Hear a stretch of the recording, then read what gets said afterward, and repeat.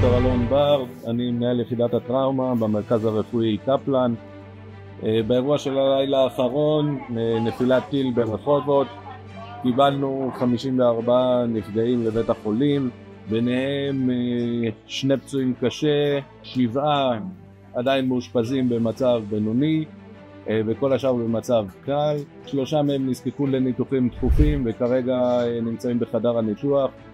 כמו שאתם רואים, בחדר המיון אנחנו מאורגנים ומתורגלים לאירועי רבי נפגעים. על אף שעת הלילה הצוות הוקפץ מהבית על ידי מערכות חכמות שיש לבית החולים. תוך מספר דקות מועט רוב צוות בית החולים הרלוונטי התייצב בבית החולים ונתנו מענה מלא לכל הפצועים שהגיעו, בין אם בחדר המיון, בין אם בחדר הניתוח ובין אם במחלקות האשפוז. אתם רואים שכרגע ציוד החירום עובר רענון.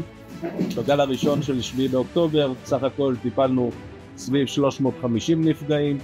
מאז אנחנו מקפידים לתרגל עם צוות בית החולים, עם הצוותים הצה"ליים והצוותים המתגברים. אנחנו מתרגלים באופן קבוע ומוכנים לכל תרחיש של אירוע רב נפגעים. צוות המיון ביחידת הטראומה מנהלים את הדבר הזה.